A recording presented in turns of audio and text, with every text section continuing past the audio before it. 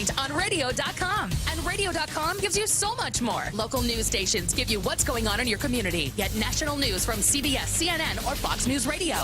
Take a break with one of the hundreds of music, sports, and talk stations. Love podcasts? Radio.com has thousands of true crime, comedy, kids and family podcasts, and more. Listen anytime, anywhere, on your PC, smart speakers, and a variety of connected devices. Or download the radio.com app now from the App Store or Google Play. You might be a tailgater.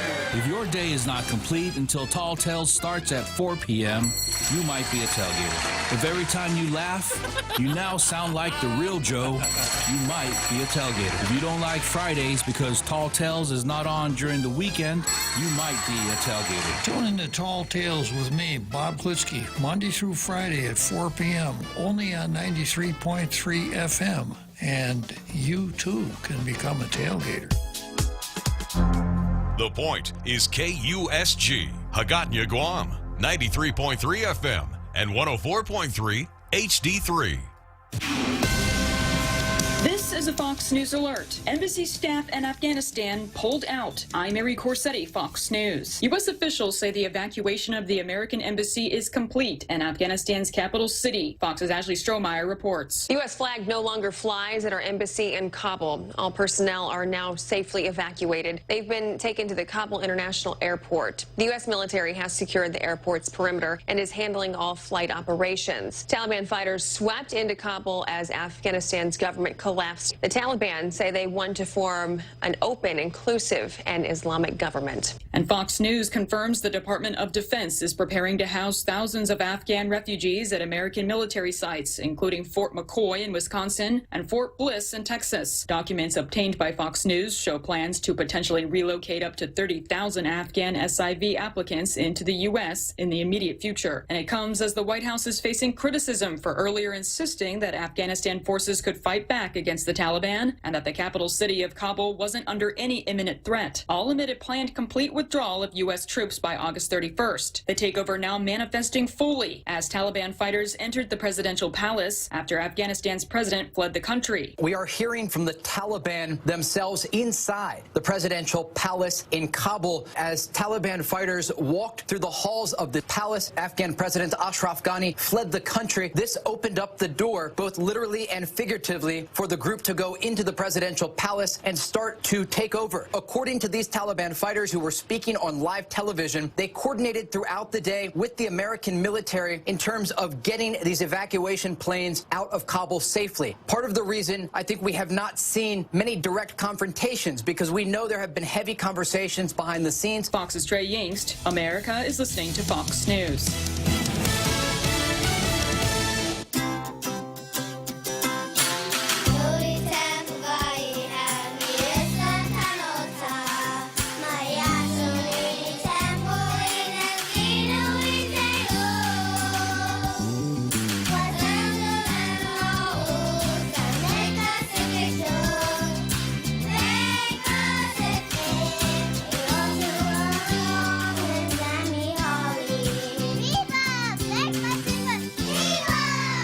When's the last time you looked at your homeowner's insurance? A homeowner's policy protects much more than just your house. It also protects you against claims from someone being hurt on your property. If a visitor is injured at your place, how much are you covered for? The smart thing to do is get the answer today. That's the Insurance Extra Point. Get out there and make something good happen today by calling Guahan Insurance Services at 475-1162 or visit us at the Camacho Landmark Center in Tamuning. Well, the flow of migrants entering the country through the southern border shows no signs of slowing down. From what remains a very busy border, both during the day and most especially at night. Our cameraman Lorenzo Garcia talking to them about the dangers of the journey, in particular the dangers they face from the cartels. Difficult part was the cartels, the organized crime coming through Mexico. He said they spent a lot of time hiding from the cartels.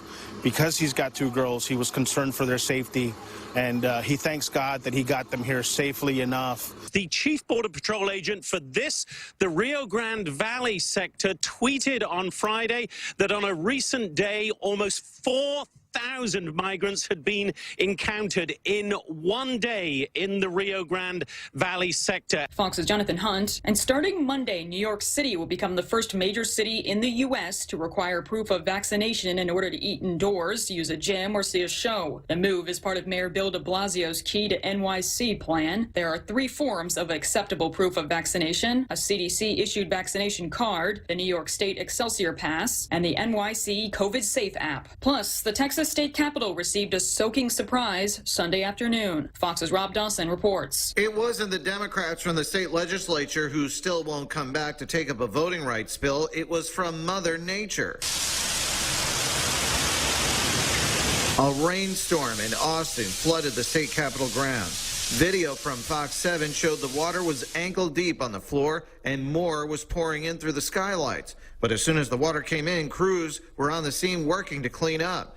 Governor Greg Abbott tweeted he was working with the State Preservation Board to address the flooding. No word on why it happened.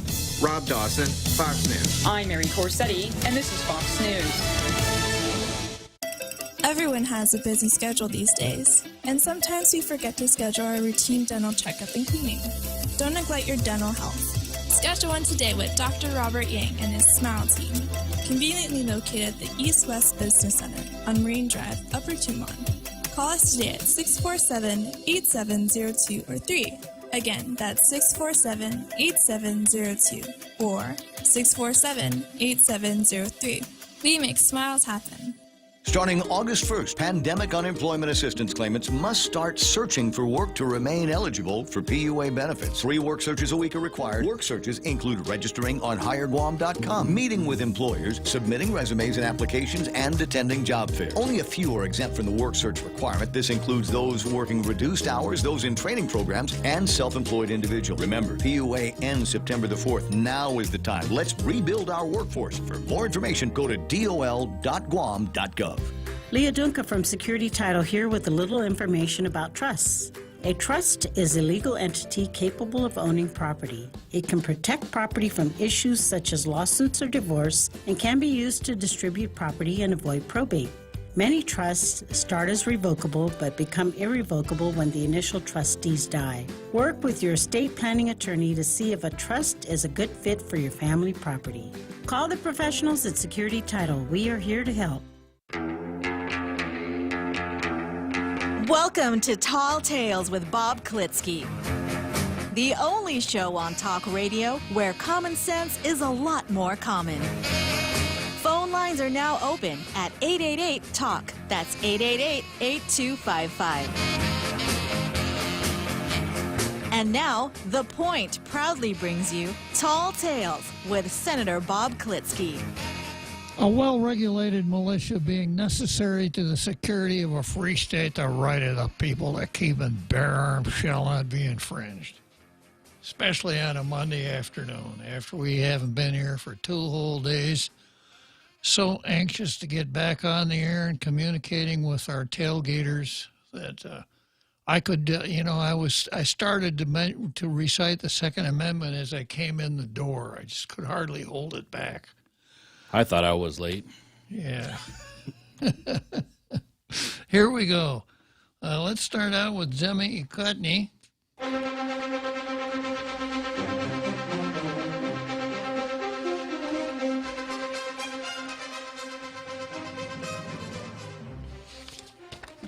Unusual features on today's Zemi Ikutni. We're going to start out with PDN as usual, but instead of reading the editorial, I'm going to reference a letter to the editor that appeared on Sunday.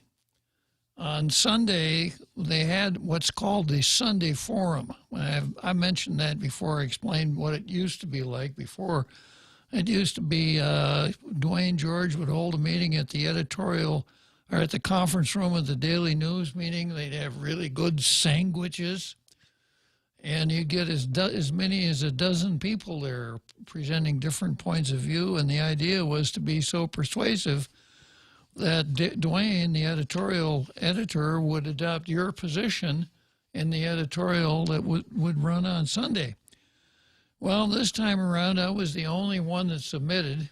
And the Daily News, there was no Daily News editorial, so I guess I carried the day by default.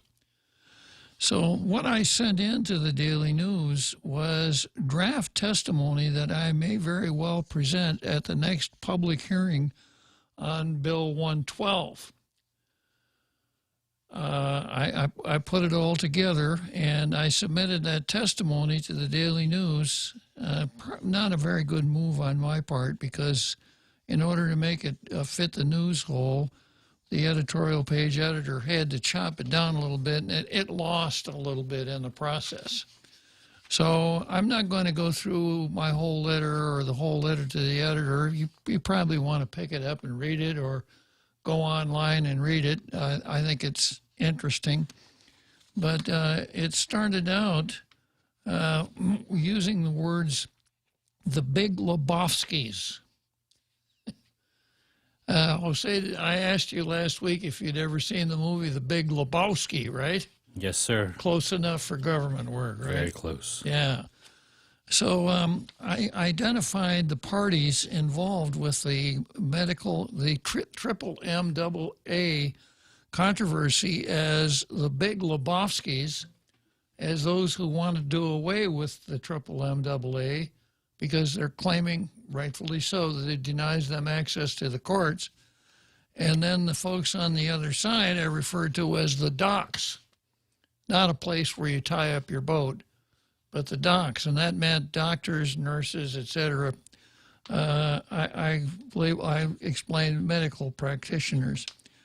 And then I tried to be a little bit lyrical here, right?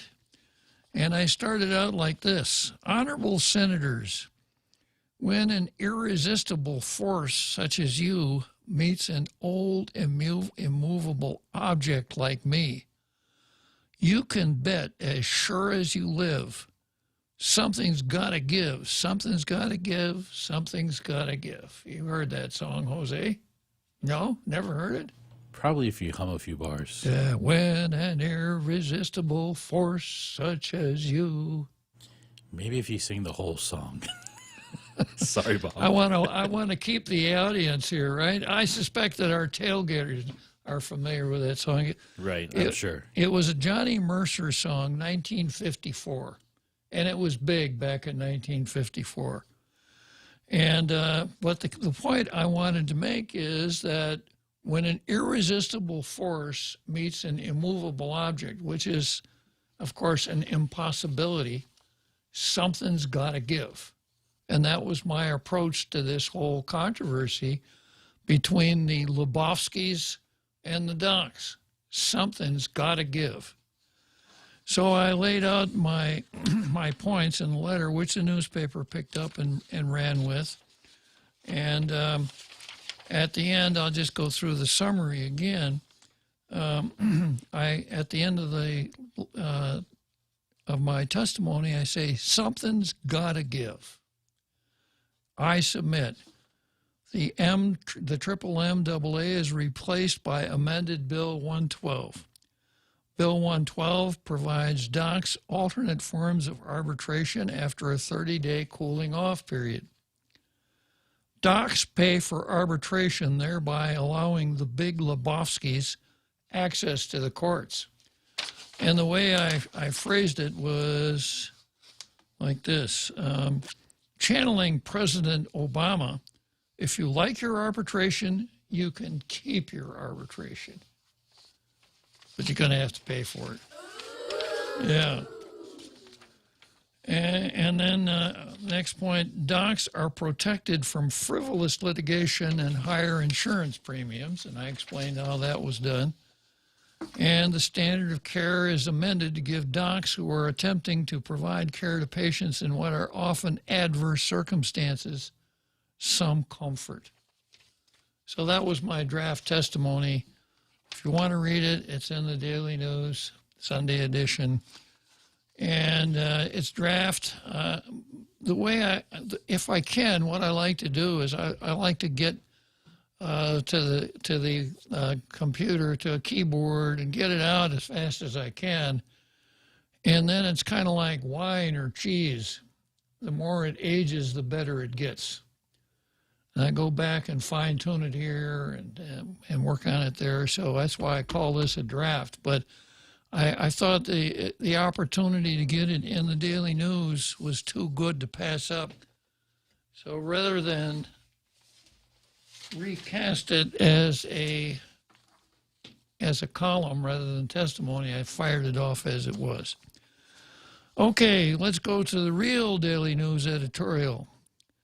Unity requires we live together with our differences. Guam has always had its groups and factions, Chamorro and Haole, military and civilians, Democrats and Republicans, rich and poor.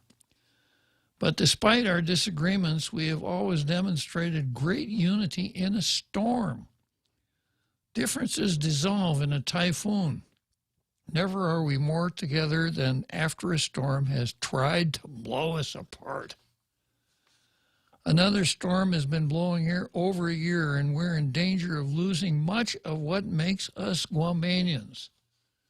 I've explained this before, but when they use the words Guamanians now, it's not like the old days where Guamanian was a synonym for Chamorro. Guamanian now means people who live on Guam. Like if you live in California, it doesn't matter what your racial, ethnic, etc. is, you are a Californian. What a curse to go through life with. I know. I was born in California. Oh, well, you've managed to overcome it, Jose. It was an uphill battle. Yeah. Our supportive commitment to each other as fellow island residents is being destroyed by a virus, or rather, by the government's response to that virus, which is dividing us in ways we've never seen before. True enough. Instead of allowing people the freedom to choose, where's my folder here? Unforgettable things.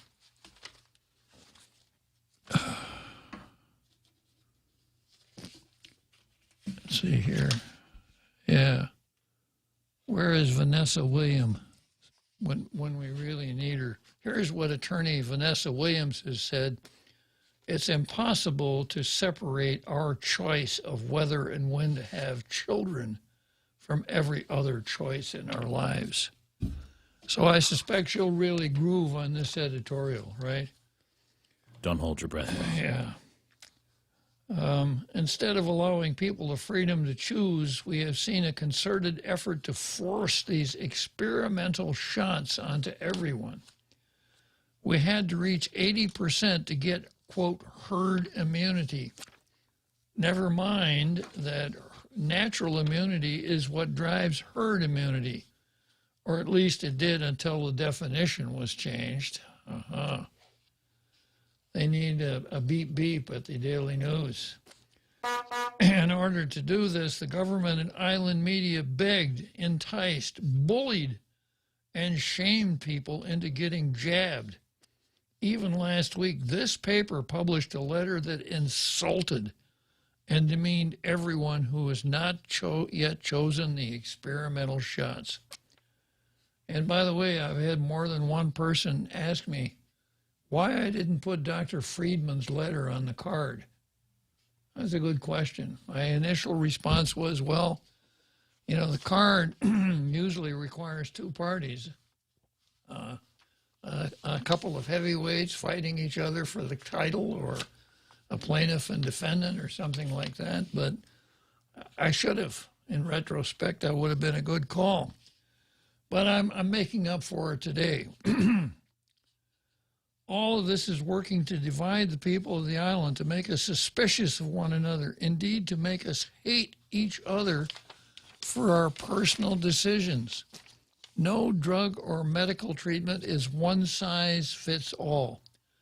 What is good for one person's headache, for example, an extra strength aspirin tablet, will kill another person, like myself, in minutes. You know, aspirins can make you bleed. So if you bleed easily and you're a hemophiliac, One aspirin would not be a whole lot different from cyanide. There are people who should not come anywhere close to this so-called vaccine. Among them are people who already have autoimmune conditions.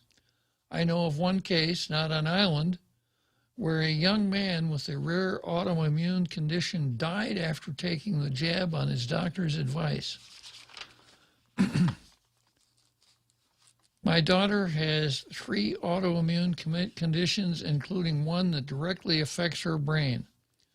The lipid nanoparticles in the shots can get into the brain. By risking her brain and life with a shot would be irresponsible and foolish. But that decision means that she could be further banned from public places if our heavy-handed government, is probably right the first time, continues in its mandating tyrannical pursuit of safety. In this storm, unity does not mean everybody must do the same. Rather, it means being supportive of each other, whatever decisions we make. We can live together with our differences. This storm won't end until we do. Now, that wasn't the editorial. That was Helen Middlebrook's column in today's paper. I am going to regard it as though it is the editorial, which I will now read. Our view, no place for politics in pandemic. Guam now has the Delta variant of COVID-19, a variant that spreads in half the time it would take the original virus. Our Wuhan virus positive cases are increasing while our economy hangs in the balance. Schools started and the community is concerned about that will mean, especially for our children who are too young to be vaccinated. The pandemic is not over. It's not the time to politicize Wuhan virus. This may be a favored pastime on the mainland where states are divided by red and blue. But we all are too small and too isolated to be playing that game on Guam. The governor has required that all government employees be vaccinated by September 30. Government employees come into contact with all sectors of our community, including our youngest and most vulnerable. Vaccination currently is the one proven defense to keep most positive cases of Wuhan virus out of the hospital. Our economy is dependent on visitors coming to our island. The safest way to keep our community protected is through vaccination. The governor's directive follows what is being done in public and private sectors throughout the country and globally, as leaders, real leaders, have come to realize that the only defense for their communities, cities, and counties to survive this pandemic is vaccination. Senator Frank Bloss's letter to the governor criticizing her for her vaccination requirement of all government employees is a political maneuver that has no place in our home during this pandemic. I'm sorry. Are they writing this with a straight face?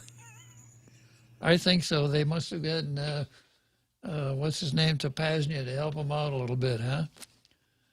It just absolutely stinks of the worst kind of politics. This is life and death. It's not something with which to be played. In other jurisdictions, many establishments and public institutions are requiring vaccinations to be able to eat in their restaurants and shop in their stores or walk into their offices. Starting next Monday, you will have to be vaccinated in order to read the Pacific Daily News. This is common sense. You want to protect your employees, your students, your children from this virus that has taken millions of lives worldwide. Find another issue to play politics with, not this one. Wuhan virus should be off limits to political shenanigans. The focus here is saving lives, keeping our community safe, and giving people the opportunity to continue to earn a living. To all of our elected officials, keep your political fingers out of Wuhan. Find something else to bring to the sandbox. Well, that's pretty sarcastic. That sounds like something I would have said. So compare and contrast that with a column that ran in the same newspaper, Helen Middlebrook versus the column. And then this is Samuel Friedman, who apparently will probably get the Blue Star from the Daily News, if the Daily News awards a Blue Star. Cancer Center of Guam will no longer allow non-vaccinated patients in the clinic. Our outpatient population, by definition, is high risk with immune compromise, who are both susceptible to more and seriously affected Wuhan virus infections. They need extra protection from Wuhan virus, especially the highly contagious Delta variant currently circulating. Makes good sense. It's the kind of thing we expect doctors to say, right? Other than open your mouth and say, ah. Did you hear about the doctor that called the plumber in the middle of the night? I have not. Yeah, this doctor called a plumber and said, hey, Herman, you got to do something for me. You got to come over here right away. I got something here that's driving me nuts. Well, what's going on, Doc? My toilet won't stop running. I can't make it stop running. What should I do? Well, I'll tell you what, Doc. Throw a couple aspirins in the toilet, and if it isn't better by morning, come in and see me. Yeah, anyhow, this is the kind of thing you expect doctors to say. I won't tell you why I didn't go to medical school. You already know. Yes, if you are unvaccinated, you have the right to remain so, but others have the right to be protected from your ignorance and selfishness, and to make this a safer society for all. If you are unvaccinated, you likely, one, are poorly educated. Yeah, that's me. I'm poorly educated. Yeah. He's projecting. Two, get your information from social media, internet, or hysterics on Fox News. Guilty again. He did he reference Fox News? He did. Oh, he must be intellectual. Yeah, he did. Yeah. 3, have no concept of medical knowledge. 4, believe in other conspiracies. 5, are unemployed or just flaked out most of the time. 6, are a smoker or a heavy former smoker. I am a former smoker, but I'm not heavy. He's my brother. Well, you know, he needs to put his adjectives in the right order. What's the difference between a heavy former smoker and a skinny former smoker? They're both former smokers, right? Exactly. Yeah. 7, are overweight. Well, if you're a heavy former smoker, I guess you would be overweight, wouldn't you? But well, never mind. Yes, you have the right to your individual freedom, even to cause your own death. Wow. I get it, and I'm a greater advocate. I am a greater advocate for this than any of you. Yeah. Oh, now he's what, virtue signaling. Yeah, and will a real Dr. Kevorkian please stand up? But you have no right to endanger others by your behavior, increase the strain on medical facilities, and increase medical costs. Oh, you're probably on government insurance, so the rest of us can pay for your stupidity, like smoking. Wow. Yeah. Now he's welfare shaming. Yeah. And continue an epidemic that affects the economy of the entire community.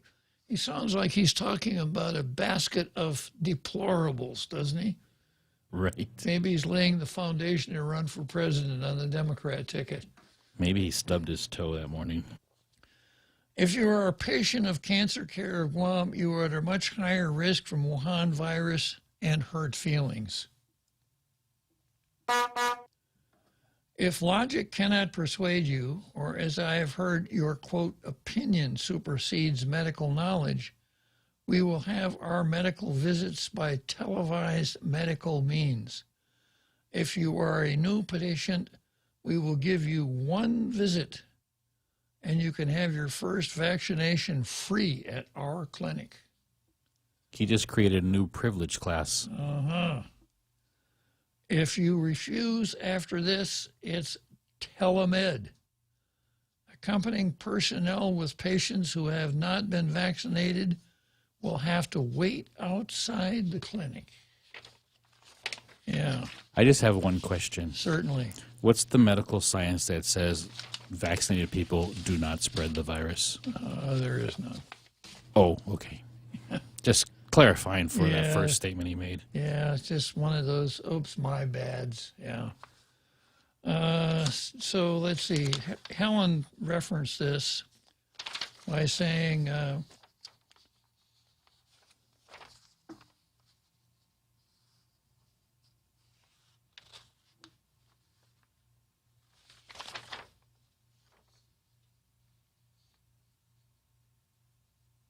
I thought she had referenced it.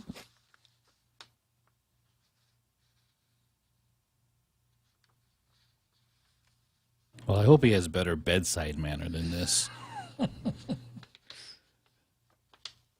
Yeah. Instead of allowing people the freedom to choose, we have seen a concerted effort to force these experimental shots onto everyone. That's something that the vaxxers don't want to talk about either, that this is the largest test on a vaccine ever conducted. And there's new results on each side coming out every day. The newest one I saw actually came out at the end of July, where I think it was in Sacramento, somewhere in California, they found out the counties that had more vaccinated people had the most hospitalization and infections, and it was kind of an anomaly. But it wasn't just one county, it was a multitude of them. Did you see this on Fox News? I saw this in a California paper, Sacramento Times or soming Yeah. There's a couple of headlines in different places. CBS News carried it also. Yeah, I've seen it. I'm just trying to characterize. Lucky there's glass between us, Bob. Just trying to characterize you as someone who watches Fox News. I don't think you'll ever be able to live that down. Does that make me number 2 or number 3? Number 2, I think, yeah. Instead of allowing people the freedom to choose, we have seen a concerted effort to force these experimental shots on everyone. We had to reach 80% to get herd immunity. Never mind that natural immunity is what drives herd immunity, or at least until the definition was changed. In order to do this, the government and island media begged, enticed, bullied, and shamed people every week. Yeah, so there we go. Yeah, I got a caller here on line 1, but I'm going to get ahead of the program, and I'm going to do something that doesn't happen very often. The blue star for today goes to, can I have a drum roll, please?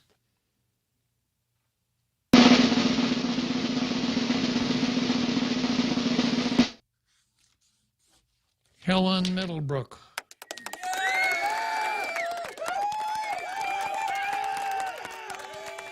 Congratulations, Helen. All right, so I'm going to stop here before I go on to the post, because I got a couple folks in the green room already wanting to talk about vaccinations, no doubt. I've got R. James and R. Carl. R. James has a question. R. Carl wants to talk about Martinez. Okay, let's take a short break here. The Extra Point with Jerry Roberts of Guam Training. Hi, I'm Jerry Roberts, and every day on The Ray Gibson Show, I get to comment on the incredibly diverse, fun, challenging, sometimes frustrating, often exciting, but always interesting world of work. I hope you'll be there with us. You can find daily transcripts of The Extra Point at guamtraining.com. Tune in every weekday morning at 7:20 for The Extra Point with Jerry Roberts, brought to you by Guahan Insurance Services and First Hawaiian Bank on 93.3 The Point. Circle K brings you the G-Dog. Get ready for a succulent and flavorful street hot dogs made famous in New York City. These dogs are made with 100% all beef and cooked in a delicious blend of spices for a plump, juicy hot dog experience that's bursting with flavor. Visit your nearest participating Circle K and dig in on the best hot dog experience on island. The G-Dog, served from 9 a.m. to 7 p.m. Available at Anigua, Denado, and Ocean Vista Circle K locations only. Circle K, hey, take it easy. We now return to Tall Tales with Bob Klitzkie, soaring over the confusion with his superpowers of truth. Call 888-TALK. That's 888-8255. All right, so here we go again. J.B. Cruz. Vaccinated people act like they died on the cross for our sins. Okay, well, let's find out what a couple of hours have to say. Let's start out with R. James. Good afternoon, R. James. Glad to have you on board. Bob. Yes, sir. Well, after hearing you read that off, I'd like to say some really bad words, but I'm not going to do that because I don't want to get you in trouble. So, well, the rule on Tall Tales, R. James, is one strike and you're out. But go ahead. I know, and I don't want to use that up. All right. Okay, so there are studies that prove beyond the shadow of a doubt that if you've already been fully vaccinated, that you can, in fact, get the COVID virus, that it does not protect you from getting the COVID virus or carrying the COVID virus, and that you can, even though vaccinated, still infect someone else. So correct me if I'm wrong here, but doesn't that mean that basically where we're at is that if you get vaccinated, you're not helping anyone or protecting anyone but yourself? Well, that's a tenable argument. I don't want to run the risk of, since I had so many black marks against me on Dr. Friedman's scorecard, I don't want to run the risk of being accused of having an opinion when I'm not really a doctor, you know.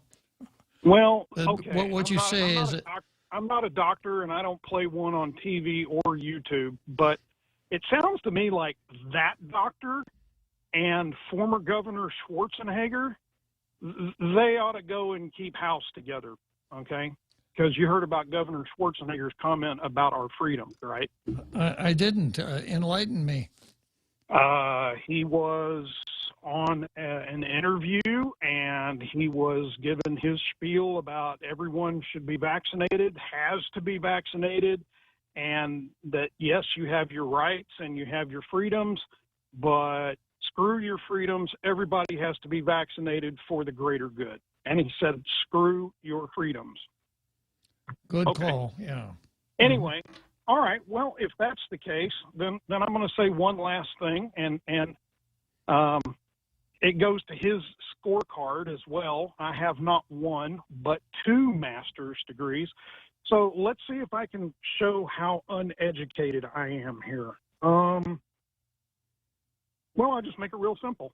If you believe any of the tripe that this person, I'm not even going to call him a man, is writing, then you probably are way overeducated, because I know a lot of people who don't have very much education that have just walked up to me on the street and said, hey, why are they going to make me sign this complete and total release and waiver if I get the vaccination? And I said, it's because this is exactly what you said a minute ago. This is the biggest public experiment that has ever been pulled on the general public at large. They don't know for sure if there's going to be any fallout from this 3-5 years from now. And they want everyone to sign a waiver stating that a blanket waiver that you give up all of your rights in the event you wake up one morning 5 years from now with a shrunken brain and enlarged heart, and you're glowing in the dark at 3 o'clock in the morning. They're going to say, oh, sorry, you signed a waiver. Yeah, we're not responsible for that. If they I want people to- suspect that the second page of that agreement, it calls for arbitration of any disputes. But go on there, James. Yep. As a matter of fact, it does. I took photos of the one that they made my mother sign to get her vaccination. But if they really want to get the trust of the people and the public, and and get people to seriously that have already made the decision, look, I've looked at this and I'm not going to get vaccinated for the following reasons, A, B, C, D. The first two things that are on my list of the reason why I'm not going to get vaccinated is, number one, when you walk into an attorney's office and you ask them, hey, should I sign this release and blanket waiver? The first thing that an attorney's ever going to tell you is don't ever sign a release or a blanket waiver. No, don't do it. Okay? And then the second thing is, if this is really a verified bona fide vaccine that has got the clinical trials, however long that the FDA wants to go with that, then go ahead and release it for general instead of emergency use only. That right there would get me to at least rethink and take a look at getting the vaccine. But as long as they're going to make it emergency use only, and as long as I have to sign a waiver giving up my rights, that if I turn into a vegetable one day, a couple of years from now, and my family has to take care of me, and they can turn around and say, nope, sorry, he took the vaccine, nobody put a gun to his head, made him do it, and he signed our waiver, go pound sand. No, I'm not interested. Let me give you a number three, okay? What reason that I think a lot of people are not signing up for the vaccine, and that is that Dr. Fauci, who is supposed to be the great medical doctor guru who knows all about this stuff, has changed his story more often than Lou has changed her story about the RISE Act, and that's quite a record. Yeah. That guy's done so many 360 donuts that I stopped trying to count them. Yeah, it's the misinformation, the bad information, and in some cases the outright wrong information has basically, he said that, and this is a doctor that wrote this paper that you were reading from, right? Yeah. Okay. Well, if 20 people tell you that it's a good thing, it's the best thing since sliced bread and bottled beer, and you should do it, and then 10 people come to you and say, hey, man, you better read the fine print, you're going to start thinking about that, okay? And bad information, misinformation, and outright wrong information in certain cases, it makes you more than want to think about it. It makes you do just the opposite, and you really start to focus on the fact that, hey, maybe there's something not totally right about this. Okay? You're absolutely right. Get rid of the waivers. Go ahead and give it full FDA approval, okay? Not just emergency use only. And that might go a long way to getting some people to relook at it. But blanket waivers and all that kind of stuff is just more reasons why you are smart to question these types of mandates. Okay, R. James, I got you. These are all good points, and I won't ask you if you watch Fox News. I do. And someday I will go on a diatribe here about all the folks out there that own TV sets that are not watching Fox News. Well, I can watch any channel I want, and yes, I do watch Fox News. And I used to listen to Rush Limbaugh, and I was an original Paul Harvey tailgater. And now you know the rest of the story. Hey, good way to wind up a call. Thank you, R. James. Yeah, great. Yeah, as far as Fauci is concerned, I understand that Mike Lindell is designing a special bed for Fauci. Yeah, he's designing a bed for people that can't lie straight even in bed. Oh, it's going to be a curved bed. Okay, we got the most dangerous man on the room who says he wants to talk about Martinez. I hope he doesn't want to talk like Martinez, because if so, I'd never get a word in edgewise. Go ahead, Carl. Hey, Bob. Yeah, I want to comment about a couple of things. One of them is Martinez call Friday. I think it was a little close to the end of the show, so I didn't have a chance to call in. So I figured I'd call in today. And then something quick about Dr. Sam Friedman. So about Martinez's call, I tend to like his calls, even if I agree or disagree with what he says, because he's pretty knowledgeable about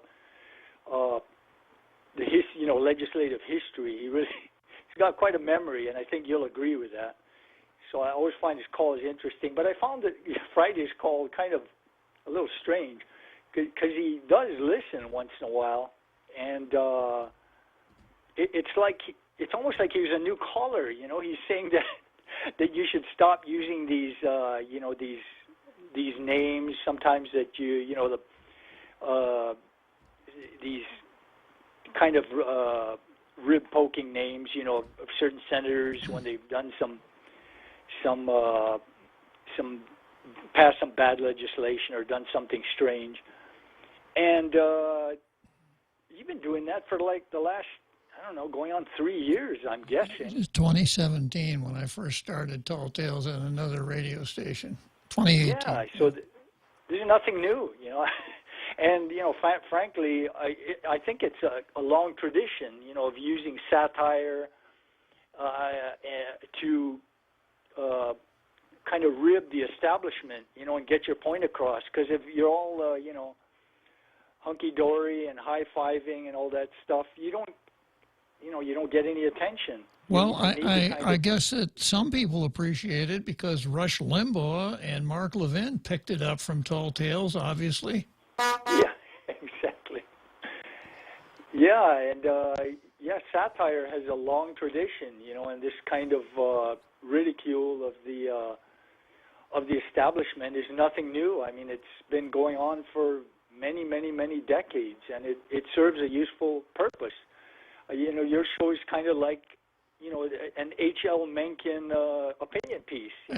It's the first thing that popped into my head. If I were writing an editorial for the Baltimore Sun, I'd want to be H.L. Mencken. Go on, Carl. You're right. You guys went all Dennis Miller on us. We still talk about his writing to this day because it's so kind of sharp-edged. Mm-hmm. He wasn't there to win friends and influence. Well, he was there to influence people, but he wasn't there to make friends with the establishment. He wanted to call them out, and boy, did he ever do that.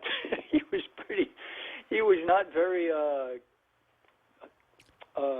kind in some of his comments, but I think he needed to be. He needed to be blunt because there was a lot at stake. So and your show is kind of like an editorial cartoon, in verbal form. I mean, it's can be pretty frank sometimes, and it sometimes makes fun at the expense of the establishment. And sometimes you have to do that, I think, in order to get your point across and kind of wake everybody up. If you're just kind of milquetoast and kind of everybody get along to go along, no one's going to pay attention to you. And obviously, I think you've gotten under some people's skin, I think. I think what you do is very important. I remember in a past legislature, one of the senators actually said he was boycotting the Guam Daily Post because they wrote kind of a mean opinion piece about something he had done. You just kind of have to do that kind of stuff. Take them to task, and if they don't like it, well, that's just they're in politics. They're not on a kindergarten playground. So anyway, that's my 2 bits on that. As far as Dr. Sam Friedman, I understand what he's talking about. My wife was a patient. And she was getting chemo, and I understand his concern about that. What I think he could have done without is labeling every single person that happens to come to a different conclusion as idiots, which is basically what he did. There's a study that was done, or a survey that was done of over 5 million people. The survey was done by Carnegie Mellon and University of Pittsburgh, and it involved 5 million responses or participants. And here's the breakdown, the education breakdown of those people as far as people who could be classified as vaccine hesitant. 20.8% had a high school degree or less. 18.3% had some college. 11% had a bachelor's degree. 8.3% had a master's degree. And 23.9%, almost a quarter of all respondents, had a PhD. Well, he said that so many of these anti-vaxxers are idiots, and that last statistic kind of shows it, doesn't it? Yeah. Well, the point is, that people, thinking people, do their own research, and they come to their own conclusions. And sometimes those conclusions are going to be different. When Albert Einstein was pursuing proof of his theory of relativity, which was earth-shattering, there were 100 German scientists that wrote a book condemning his theory. 4 of those German scientists were Nazis, and they labeled his theories as Jewish science. The late physicist and Nobel Prize winner in physics, Richard Feynman, there's a great quote he had. He said, if it's science, it's not consensus. If it's consensus, it's not science. So science has nothing to do with consensus. You can have 50,000 scientists agreeing on something, and all it takes is one scientist coming up with a replicatable experiment which disproves their findings. Let me jump in here for a second. I've had this argument with other people that will say, well, the science is settled. The science is never settled. Science is a journey, not a destination. And you're exactly right. When someone can prove something with an experiment and others can duplicate the experiment and come up with the same results, that is science. But, Isaac Newton, at one time the science was settled around Isaac Newton's laws of motion, which have been, what's his name, Ptolemy, told us that the Earth was the center of the universe, and he plotted it all out, and all of his charts worked very, very well. The science was settled. But go on, Carl. Yeah, and all the intellectuals of that time, every single one of them pretty much was the consensus, that, this is settled, that the planets and the stars, everything circles around the Earth. You're an idiot, as Dr. Friedman as he said, you're an idiot if you disagree with me, or my understanding of this science. But, there are intelligent people who come to different conclusions, and they're not idiots. They're just people who have read and researched on their own, with or without PhDs, and they've come to different conclusions. And believe it or not, there are actually very intelligent people that don't have a PhD. I know it's shocking, but they're out there. Yeah, well, they are. Well, good points all are, Carl. Thanks a lot for calling. I got a break. You hear the music. Thanks for calling. Okay, Bob. Thank you. Mm-hmm.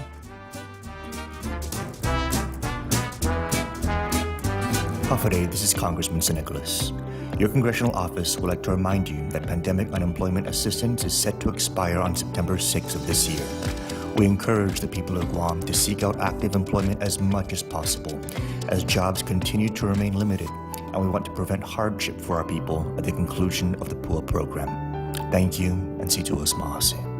This ad was paid for with official funds from the office of Congressman Michael F.Q. San Nicolas. Mezcla, read all about it. Check out Mezcla Chamorro Fusion Bistro in Tuman for lunch. Serving up some savory seafood specials such as spicy garlic shrimp, candied salmon, or better yet the local favorite, snapper or shrimp escabeche. Available only during lunch hours. Make sure to come down and try these tasty specials and more. Call 969-2652 for more info or to make a reservation. Located at the Grand Plaza Hotel in Tuman, Mezcla Chamorro Fusion Bistro. A true taste of Guam.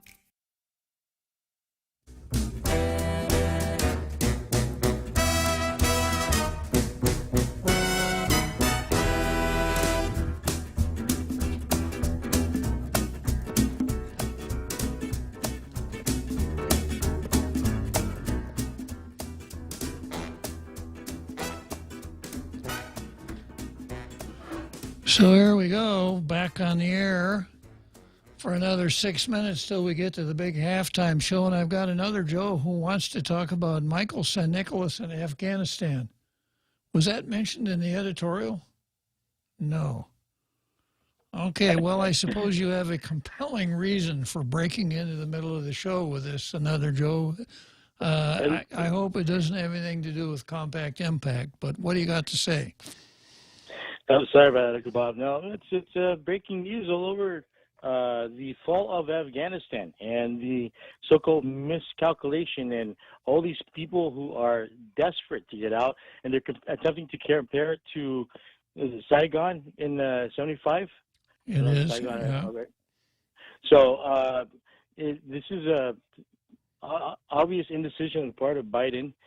And these people need to reverse course. This is like deja vu. I don't know why people aren't paying attention. Maybe it's because the younger generation have no clue, weren't old enough, and the retirees are just trying to survive as retirees. I don't know, but the reason we cannot trust the Taliban, Uncle Bob, is because they would not turn over Al Qaeda when they were given an ultimatum. So you got terrorists that you are giving safe refuge to, and you need to turn them over to us, and they basically didn't comply. And so, okay, then we can't leave you in control of your government. And here we have this. I don't know what Joe Biden's excuse is. It's not good enough to point his finger at Trump's policies, because this goes back to the Clinton era. When Clinton did not much of anything, and then George W. was only in office for about, 8 months in 9/11. So we got a history with this problem with this regime giving safe haven to terrorists that are attacking the United States, literally on our soil and our interests around the world and our allies. So it's not good enough, Bob. I think, I don't know where the Republican leadership is. They need to be talking about removing Biden. Well, that's just my opinion. How does Michael San Nicolas get worked into this mix? Another Joe? He's supposed to be our delegate. He's supposed to be our representative. I would like to believe that he has an interest. I don't know. Maybe he's not old enough to realize this is a very important moment in time. If we allow them, the Taliban, to have what would you have Michael San Nicolas do? I have a bipartisan session. I mean, I don't know. Have Congress meet and have a bipartisan support to not allow the Taliban to take control of Afghanistan by any means. Is the Congress the commander-in-chief of the armed forces? Another Joe? No, they are not. Yeah. But they can call attention to the issue and pressure. I think the only thing that Michael San Nicolas would be able to do would be to call up Jim Moylan and ask Jim Moylan to write a letter to President Biden, which he probably will do anyhow, right? Something is better than nothing, Uncle Bob. And it's a little bit too quiet, and it's nerve-wracking, waiting for the hammer to fall. Waiting for the other shoe to drop, because it's not going to be good, Uncle Bob. Well, I agree with you on Afghanistan. I'm not so sure that I want to hang this one around Michael San Nicolas's neck. Okay. Well, I kind of like to pressure him, to bring attention to, because who else can we turn to? Anyway, thanks for your time, Uncle Bob, and I'll just keep listening. All right, thanks, another Joe. So Mark Cruz is going to call back after the halftime show. Probably. Yes, sir. Yeah. Okay. So we got, what, 3 minutes until the big halftime show? I don't want to start the post-editorial and not be 1 minute. So, yeah, let's see.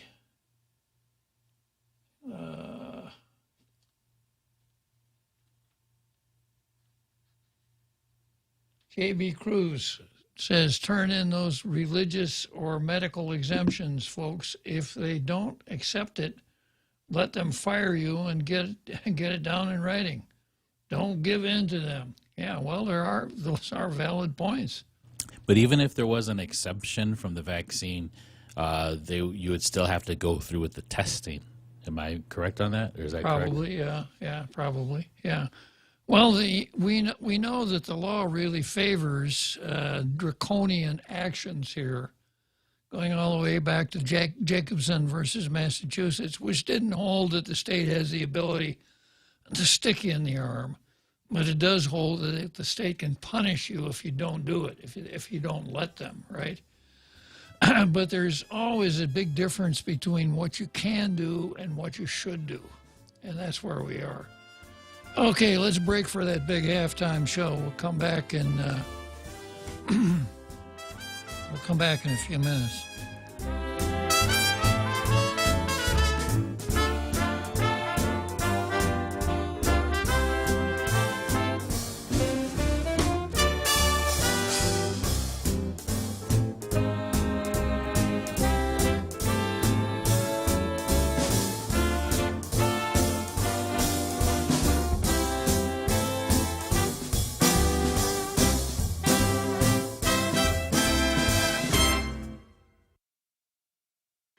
Leah Dunca from Security. The Point is KUSG, Hagatna, Guam, 93.3 FM and 104.3 HD3. This is a Fox News alert. The Taliban takes over. I'm Mary Corsetti, Fox News. Evacuations from Kabul were successful as the Taliban finalizes its seizure of control over Afghanistan. Fox's Trey Yingst has the latest. According to AFP, a defense official says a couple hundred American embassy staffers have been evacuated safely from Afghanistan. One piece of good news. On the flip side, a lot of bad news. We know the Taliban has taken control of most of Kabul, the Afghan capital. We saw images inside the presidential palace where they were speaking with one journalist, basically describing what the plans were for the Taliban as they are just hours away from starting what will be a completely new chapter for the country of Afghanistan. Meanwhile, more U.S. troops are headed to Kabul to help with the evacuation efforts. The Department of Defense also confirmed Sunday night that it's preparing to house thousands of Afghan refugees on U.S. military bases. Meanwhile, Saudi Arabia says it has evacuated all of its diplomats from its embassy in the Afghan capital, and New Zealand's government is sending a plane to help its people leave the country. And nearly 1,300 people are dead in Haiti, and thousands are injured in an earthquake that damaged roads and destroyed homes. The 7.2 magnitude earthquake hitting the western part of the island around 8:30 Saturday morning. The Sud Department of Haiti, Nip and Grand'Anse are among the hardest hit areas. Tremors could be felt as far away as Cuba and Jamaica. The quake also triggered a tsunami threat in the Caribbean, which was later called off. Haiti's Prime Minister Ariel Henry says some of the towns are completely destroyed. The natural disaster is stirring up a lot of painful memories of a decade ago. In 2010, a powerful 7.0 magnitude earthquake killed hundreds of thousands of people. The concern this time around is that the death toll will only continue to rise. Fox's Alex Hogan. America is listening to Fox News. Leah Dunca from Security Title here with a little information about trusts. A trust is a legal entity capable of owning property. It can protect property from issues such as lawsuits or divorce and can be used to distribute property and avoid probate. Many trusts start as revocable but become irrevocable when the initial trustees die. Work with your estate planning attorney to see if a trust is a good fit for your family property. Call the professionals at Security Title. We are here to help. Diving and seeing our coral reef full of life. I really love hiking the trails. I really love going to the beach. The sunsets are amazing. Your island needs you. Help preserve what makes our island home. Stop those who threaten our wildlife, plants, and environment. Install the free Toka app and report poaching, littering, burning, and other environmental crimes. Call 864-TOCA or install the free TOCA app today. This public service announcement is brought to you by the Department of Agriculture, UOGC Grant, and Choice Broadcasting.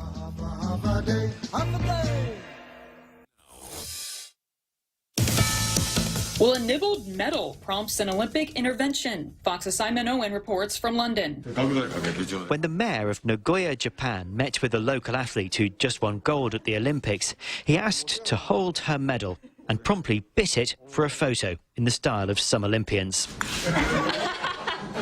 But despite the laughter, Mayor Takashi Kawamura's chomping caused an outcry, with critics condemning his hygiene standards during a pandemic.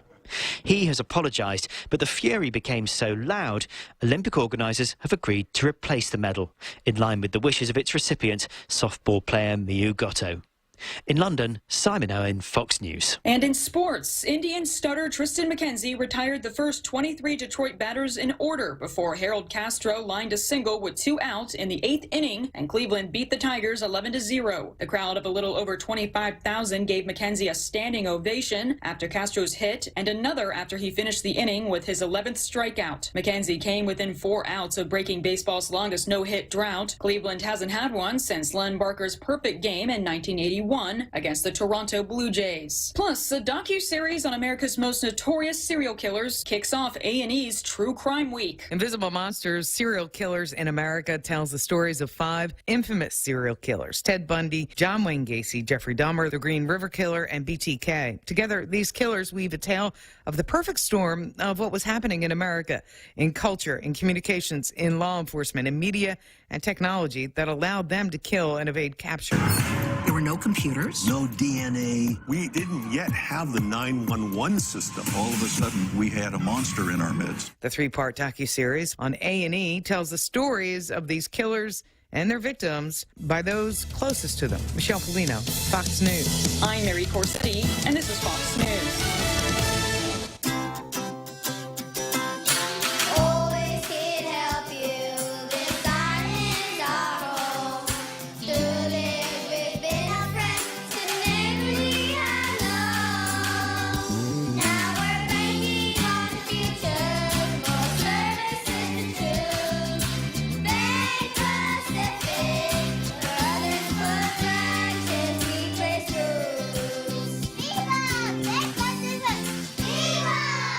When's the last time you looked at your homeowner's insurance? A homeowner's policy protects much more than just your house. It also protects you against claims from someone being hurt on your property. If a visitor is injured at your place, how much are you covered for? The smart thing to do is get the answer today. That's the Insurance Extra Point. Get out there and make something good happen today by calling Guahan Insurance Services at 475-1162 or visit us at the Camacho Landmark Center in Tamuning.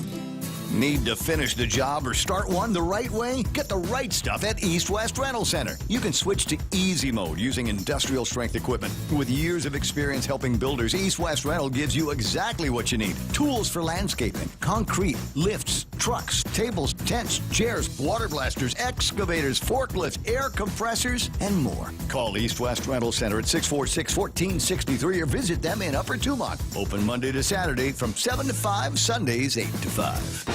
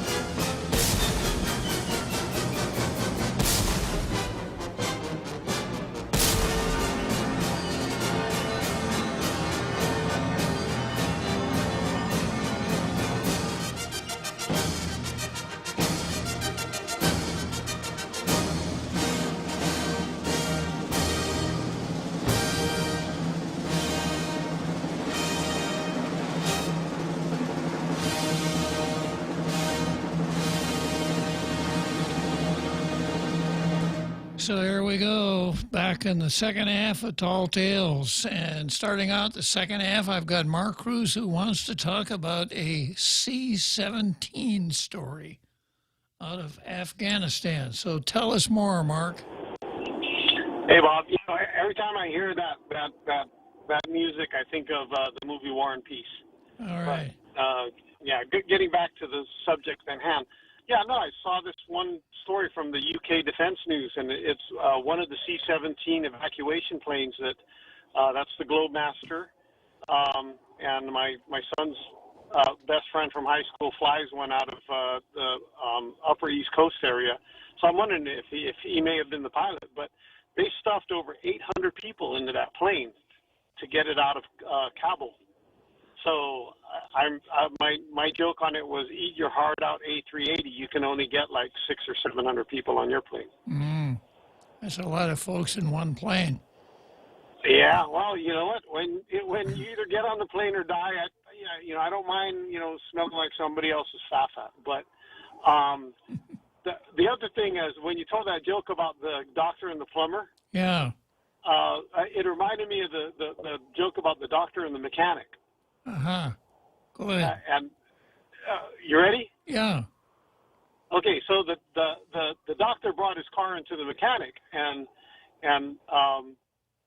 the mechanic came back and said, "Well, it's $25,000 to rebuild your engine." And he goes, $25,000? That's too much. And he goes, "Well, my father had an open heart surgery, and you charged him $100,000, so I'm charging you 1/4." And so the doctor put his hand on his chin, took a really good look at him, and said, "Yeah, but are you rebuilding my engine while the engine's still running and going through a spark plug hole?" Big difference. Big difference. Yeah. The doctor triumphs, right, Mark? Yep. All right. And excellent show thus far, and I'm looking to hearing some more. Okay, good talking to you again, Mark. So long.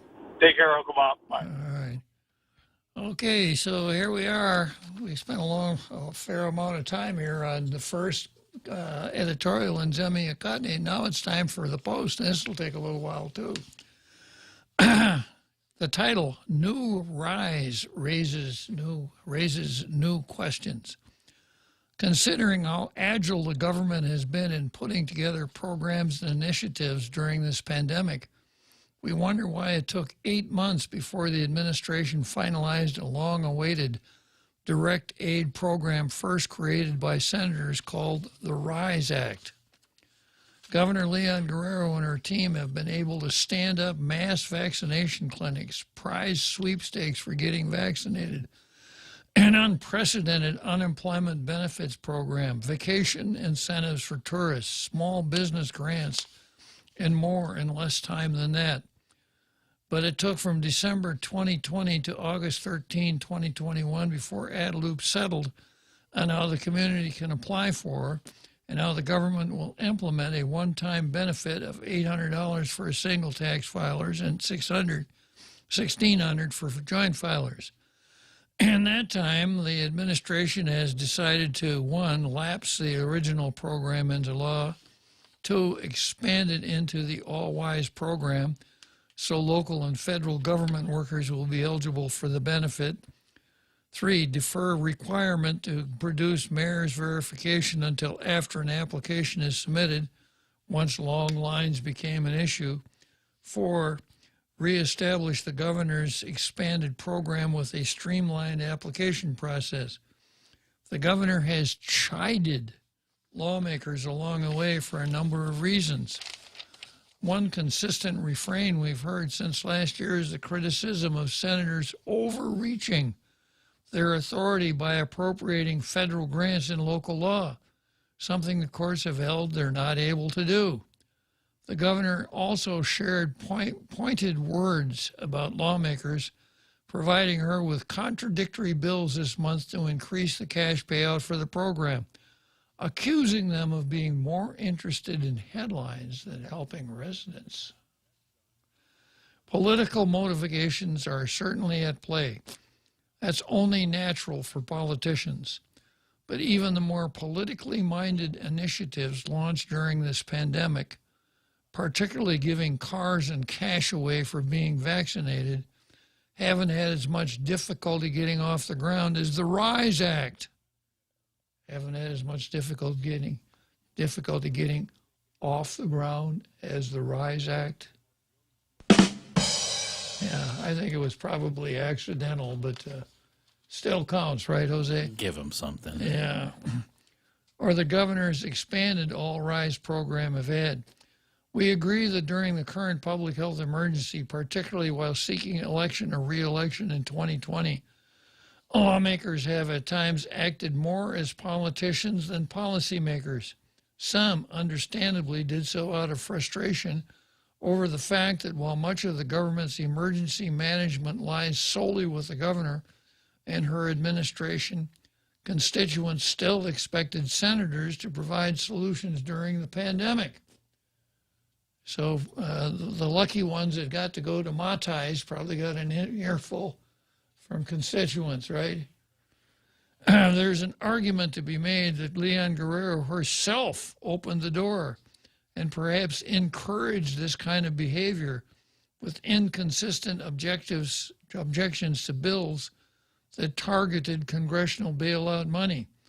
Take, for example, the Ajuda Imangafa, Help for Families program, an initiative of the previous legislature authored by Senator Amanda Shelton. Like the original RISE Act, the intent of the law was to address a gap in federal assistance, specifically for families who are not getting stimulus benefits for adult benefits as your adult dependents, such as college students. The governor let the bill lapse into law and vowed, despite objections, to use federal funds to work with the author to accomplish her original intent. And indeed, Leon Guerrero did, collaborating on technical fixes to the program before opening applications a matter of weeks later. Now relying on federal funds to support local dollars is too risky, according to the governor. The RISE Act and two related bills recently passed by lawmakers could result in the federal government finding that the American Rescue Funds were, quote, improperly used and subject to recoupment. Leon Guerrero argues in an executive order that re-established her All Rise program. No similar objection was raised for Ajuda Imangafa last year. That statute includes the exact same legal provision as the RISE Act law that prevents any local funds from being used as long as federal money is available to, quote, encumber, obligate, or expend for either program. Even as she let the RISE Act lapse into law in December 2020, Leon Guerrero's concern about supplanting local dollars with a federal bailout weren't serious enough for her to veto the measure. The new All Rise program is set to open applications by September 1. We hope in the weeks ahead, Leon Guerrero can better explain some of the new requirements of the direct aid application, including what happens when government workers who did not lose any earnings due to the pandemic self-certify they are eligible for the benefits. Well, they may have a problem. Why is there a requirement for applicants to elect not to receive any similar benefits authorized by the legislature? I can tell you the answer to that when we get into that part of it. With expanded eligibility, if every eligible resident applies, will the program cost more than $30 million? How soon after an application is cleared will the payment be made? Can applications be made online, or will thousands of people need to line up at RevTax? Will payments be mailed out, be electronically deposited, or need to be picked up at a government office? And of course, all these questions should be secondary to why didn't the governor just put out a program like this in the first place instead of having our people wait through iteration after iteration since December? 8 months of brainstorming should be enough time to think of satisfactory answers. A good editorial, a real editorial. And depending on how things go tomorrow, I may give the Post a blue star for this one tomorrow. Now, the Post also ran a story covering the All Rise Act. A direct program promised by lawmakers and Governor Leon Guerrero has gone through yet another iteration. The initiative has been dubbed All Rise by Adelup and expands the Recovery, Income Support, and Employment Empowerment Act, or the RISE Act passed by the legislature in 2020. That public law authorized a one-time monetary payment to eligible private sector workers. Earlier this year, following publicly stated concerns about leaving out local and federal government workers, Leon Guerrero created her own All Rise program that expanded eligibility to all tax filers who met established income caps. Now, this is important. Her program is not the RISE Act that the legislature passed. People just can't. Jim Moylan never did figure that one out. On Friday, the government rescinded that initial executive order and replaced it with another that reestablished the All Rise program with streamlined rules. The new order criticized the original law and related bills passed by the legislature. Quote, as would be the case with the RISE Act, implementation of either number 70, Bill 75 or 164 would potentially result in a finding by the Department of Treasury that the American Rescue Plan funds were improperly used and are subject to recoupment, the document states, additionally stating, as with any federal grant, such funds may not be used to supplant local funds. Okay? Neither of these arguments were mentioned in the governor's initial executive order issued in May. Well, she probably hadn't thought of those. The reestablished All Rise program maintains a $30 million budget, income caps of $40,000 and $80,000, just like the RISE Act. Most of the changes affect the application process. According to the executive order, residents of Guam who want to receive All Rise benefits must now, 1, have a validly filed and processed income tax return for 2020.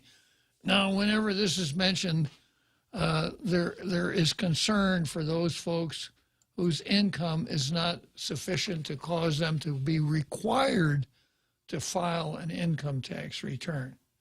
Well, this is what they should do. Those folks should go down and file an income tax return. There's nothing that stops you from filing an income tax return if you have zero income. 2, certify that their household experienced a negative economic impact from the Wuhan virus pandemic.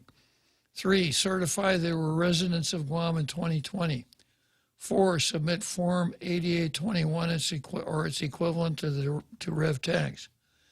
Finally, elect to receive all RISE benefits instead of any payments that may have been authorized in the original RISE Act, Bill 75 or 164. Now, when I read the editorial, I would explain to you why that's probably in the executive order.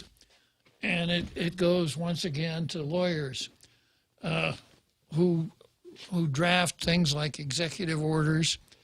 And I've mentioned it before, but I got to tell you once again about my lawyer's toolkit. And inside my lawyer's toolkit, I have a knife that's so sharp that it'll split hairs.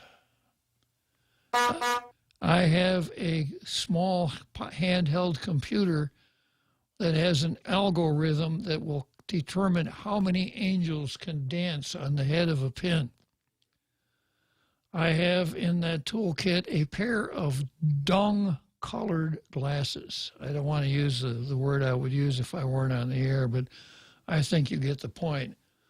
You know, we've all heard of people who are so optimistic that they're always looking at the world through rose-colored glasses.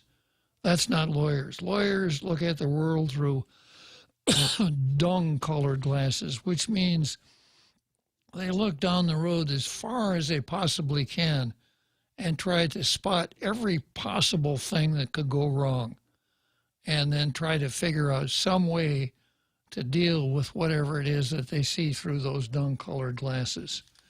So I suspect that counsel who drafted the executive order for the latest rendition of the RISE Act said, you know, if we go this way, there's a possibility that some litigious lawyer will bring suit trying to force money out of Bill 75 or Bill 164. As a matter of law, I don't think such a suit would have legs, the lawyer says. But dealing from where lawyers always deal, from an abundance of caution, if that happened, even if we won, the transactional costs would be great. We'd be tied up in litigation.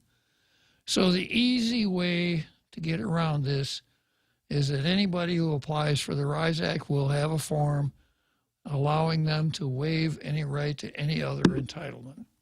Makes a lot of sense to me. The new process means residents will no longer need to receive a mayor's verification to prove residency, a requirement that led to crowds and backlogs at larger villages. Datado did not explain, as you were, Adelup did not explain in a media release, nor the executive order, why the streamlined procedures weren't adopted when the governor initially created her own program in May. DRT has been ordered, in line with previous actions out of the governor's office, to begin accepting applications by September 1 to make every effort to process payment no later than 2 weeks after an applicant's eligibility is verified. So a classic case of, back to the military, classic case of something that every veteran is very familiar with from his military service. It's called hurry up and wait. All right, so pretty good editorial. It's too bad that Helen Middlebrook kind of beat you to the punch on that one. So let's see, I've got Martinez on line 1. Just real quick, somebody had a question about this payout. Yeah. Will this be taxed?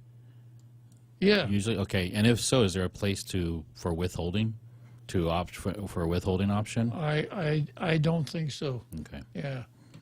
Yeah. You start out with the income tax being tax on income from whatever source derived. There are ways that the government can make payments to people that are not taxable, but... Will they tax on the payment itself, or you would have to declare it on your next... You declare it, yeah, next time around. Yeah, I was going to read the read-in to the show here before I started on the card, and I still think it's important to do that. In fact, I probably, remind me, Jose, to do the read-in once a month, okay? So the read-in goes like this. Listen to the radio talkers, read the blogs and blog comments and papers, check out the conversation in bars and coffee shops and restaurants, and it soon becomes apparent that the answers are often more abundant than questions concerning important issues of the day.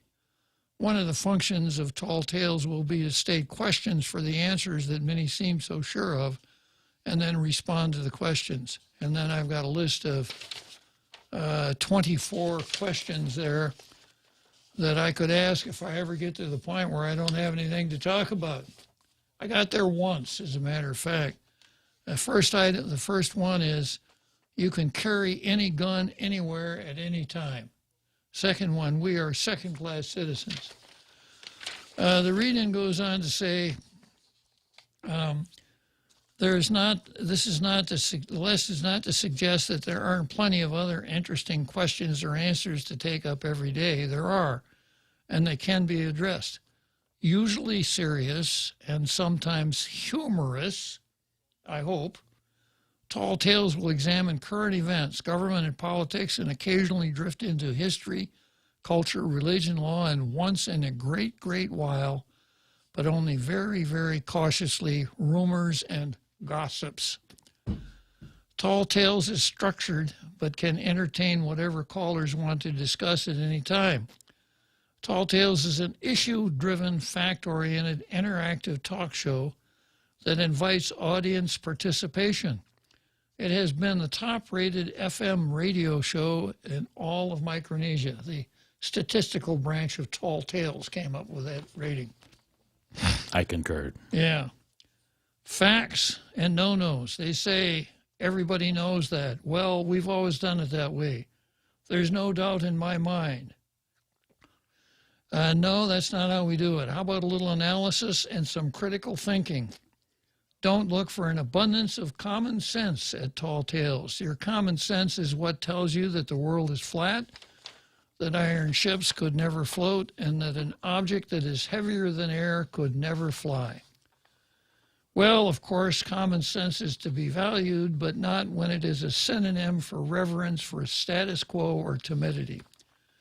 While an instant and firm grasp of the obvious may occasionally be necessary, sometimes it's good to delve into the theoretical and occasionally examine the, quote, what-ifs. Common sense, or call it common sense, if it is. Right, Tom? One of our callers. Let's argue without being argumentative. Let's disagree without being disagreeable. Let's not play pin the tail on the talk show host. I think probably almost everybody out there remembers playing pin the tail on the donkey when you were young. And if you're not familiar with it, I'll explain. Pin the tail on the donkey is a game that kids play where there's a picture of a donkey and you pin it on the wall. And then you have something that looks like a donkey's tail. It's got a thumbtack at the upper end of the tail. And you blindfold the kid, and he stumbles around and tries to pin the tail at the right place on the donkey. That's what pin the tail on the donkey is. So repeating, let's argue without being argumentative. Let's disagree without being disagreeable. Let's not play pin the tail on the talk show host. Look for provocative contents on Tall Tales. Tall Tales thrives on disagreement. Let's see. Tall Tales is an issue-driven interactive show that invites audience participation. Usa dos na lenguaje. Ifino English dan ifino tomorrow loque gi programaho. Ay, programata. Guahu di dumidu host dan butlon, kasi, frijón, dan natalik tu. At least I try to be natalik. But I freely sign up for the butlon, kasi, frijón part of it. Tall Tales is the name, so look out for tongue-in-cheek aspects of the show and listen for Jose's horn. Sit back and enjoy Zemi Ikotny, the boxing card, the big halftime show, and the seventh inning stretch directly from Wrigley Field and the home stretch from Churchill Downs. My job is to make the complex understandable and, if possible, interesting. Sometimes we comfort the afflicted. Sometimes we afflict the comfortable. Tall Tales is interactive. That means talking back and forth. Tall Tales is interactive. No soapboxes allowed. Your humble, self-effacing, ever-modest host is supported by the Tall Tales think tank, to include the Tall Tales foreign policy guru, a constitutional law and organic acts expert, and a research, survey, and statistic bureau, and now a script writer for the 19th floor. Got a break for the seventh inning stretch.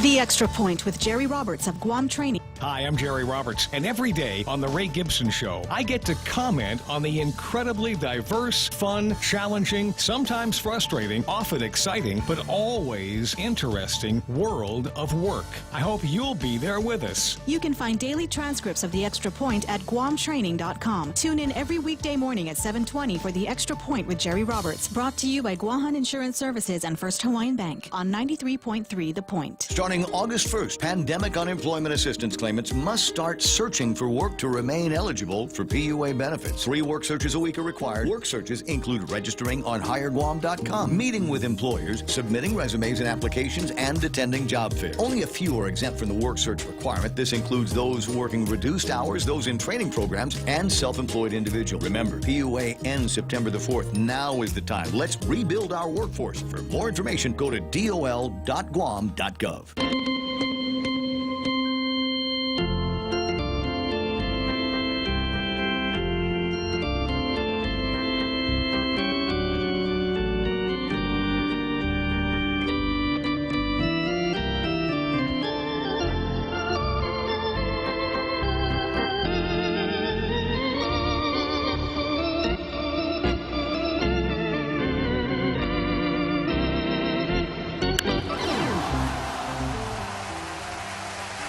So here we are, Wrigley Field, Chicago, Illinois, and I got Martinez on the line. I just finished the read-in. You know, Jose, I probably ought to go back and work on that again.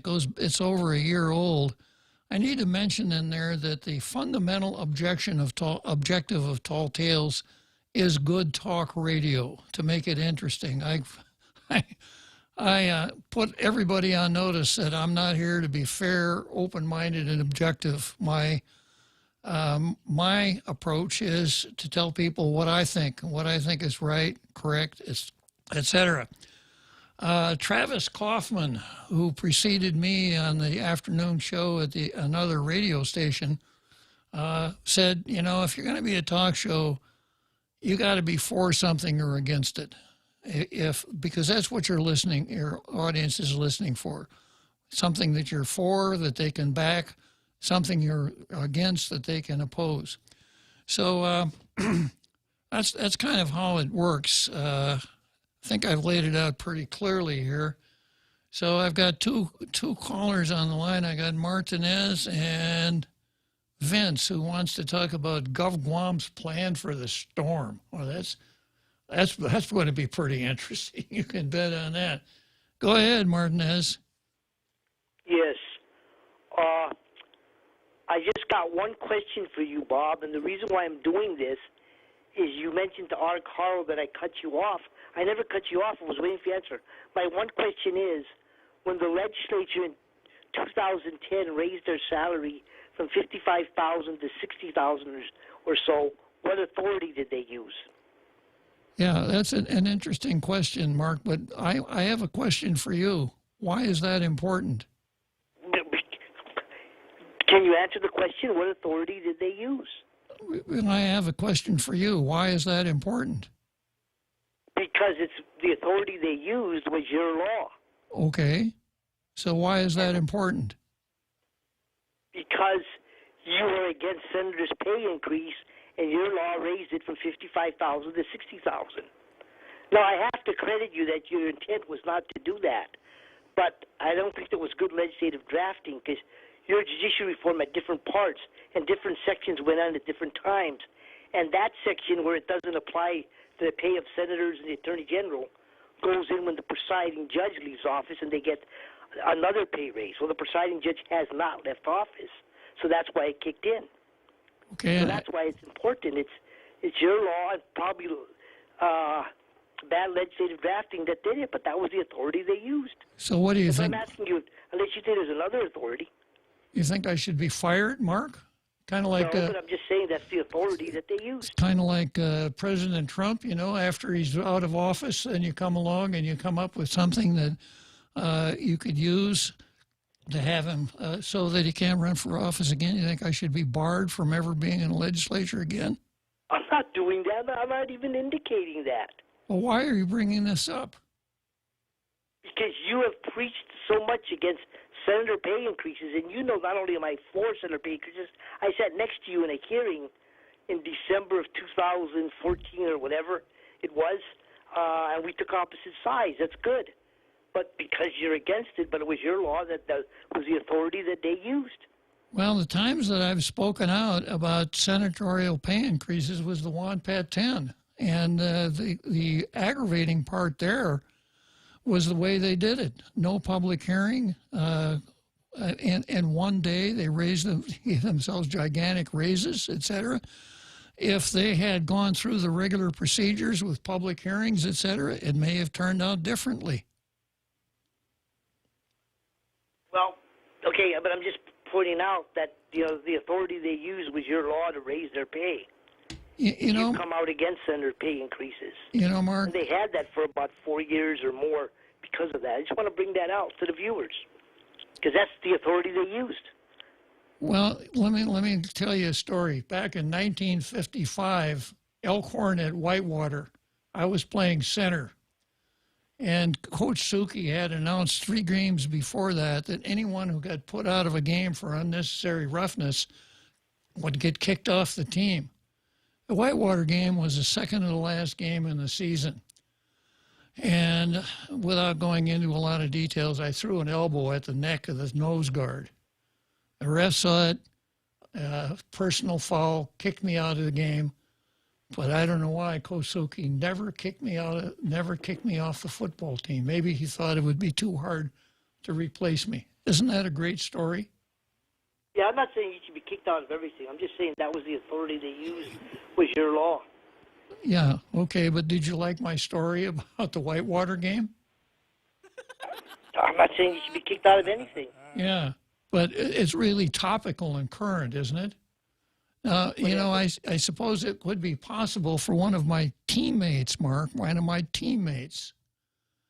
who remembers this, to call up for, long distance from Wisconsin and lay this out here on Tall Tales, knowing that everyone would be very interested in it. Right? Well, I made my point. I guess that's it. All right. He hung up on me. Okay, I got Vince who wants to talk about GovGuam's plan for the storm. Go ahead, Vince. Hi, good afternoon, Judge.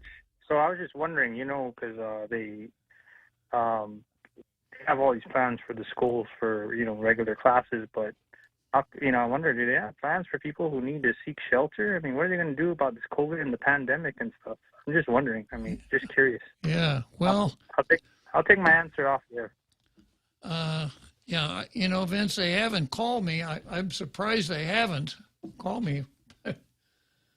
And I don't know. And that's an interesting question. I suspect that there will be no answer.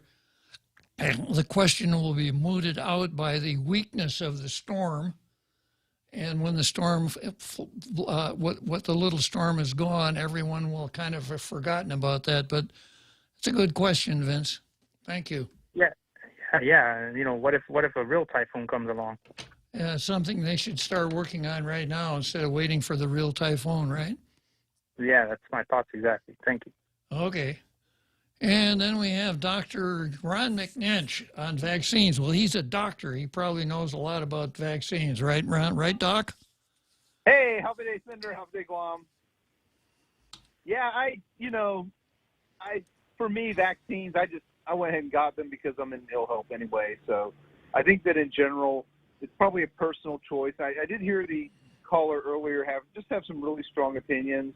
And you know what? I think that that's what life's all about, is when people have strong opinions and they contrast, it makes life more interesting than if everybody agrees on everything all the time. So, I think that's a part of life. Yeah, and I should have said something about Friedman, because Friedman, in a sense, handle it like lawyers often do. And lawyers, here's a term, overstating the case. Lawyers often overstate their case in order to have an impact on whoever they're attempting to press, the judge, the jury, the general public.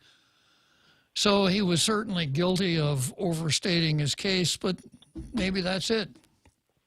But I think there's a little bit more, Senator, I'd probably add to that, and that is arguing from authority. Some of these doctors, he's an oncologist. He's not a virologist. He's not an expert on. Lost you, Ron. Please call back. That was my fault. I pressed the wrong button. Oh, okay. Blame Jose on that one. What authority did you have to press that button, Jose? You passed the bill sometime that Someone told me that, Cave. All right. What does Drive-Through Jack want to talk about? I guess Martinez and then something about Freeman. Okay. Yeah. Okay, well, I've got Ron back on 3. Okay, Ron, sorry about that. Go ahead. No problem. Have a day, Senator. Have a day, Short thing. Yeah, Don't you go. know, What do you want to talk about, Pete? sometimes these doctors will argue from positions of authority, and that's one of the critical fallacies some of them use. Just because they have a medical doctor degree doesn't make them an expert on everything in the area of medicine. Same thing with the law. Just because a person's a lawyer doesn't make them an expert in all areas of the law. And so I think that in general... Unless he's a talk show host, Ron.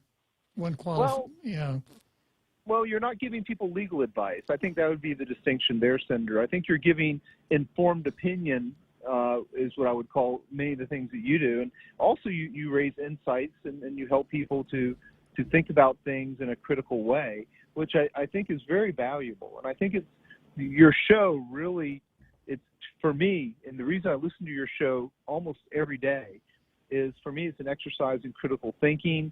I mentally debate the issues that you raise, and I try to give thoughtful consideration to all points. And I don't always agree with everyone that calls in, but I always learn something new. Good. So that's my 2 cents for today. And Ron, I could sit around and listen to calls like this all day long. Well, I do encourage everyone to prepare for the typhoon as if it's going to be a big typhoon, regardless. Just for the purposes of getting into the habit of taking all. Yeah, make sure you got plenty of cold beer in the fridge, lots of snacks. You got to have plenty of biscuits, and gas up your car. Put gas in your car. But hey, great show, Senator, and have a great day. Thank you, sir. Okay, so I got Drive-Through Jack, and then this is ironic, a caller named Repeat, which we had a lot of yesterday, even though he didn't call. Okay, Drive-Through Jack, straight from the drive-through at McDonald's. Go for it, Jack. How you doing today, Bob? Doing fine. Yeah, I'm just listening in, and I'm going to take the Friedman route and say I listen to your show because the other show on the other radio station is garbage. And then to carry on, about what Friedman said and what he does and his opinions, it just makes me think, if I was a cancer patient or I had somebody being treated for cancer and they passed away under his watch, I'd be thinking, I'd say, hey, wait a minute. My friend, my relative, they were conservative. How come they passed away? This guy lived. Maybe the reason why my relative passed away is because of their political views and had nothing to do with medicine. But hey, I don't know. But about the typhoon and stuff, well, we talked about this before. There is a comprehensive emergency management plan, and nobody's following it. And when the previous caller asked about the shelters and stuff like that, it's in there. It's in the comprehensive emergency management plan. We're not even supposed to be using these core titles. They were supposed to be something else. I think they're supposed to be tier titles, tier 1, tier 2, tier 3. I can't recall. I'm on the road, so but I know there's a comprehensive emergency management plan. It covers every sort of catastrophic disaster, from earthquakes, tsunamis, typhoons, pandemics, and nobody's following the book, and it's a shame.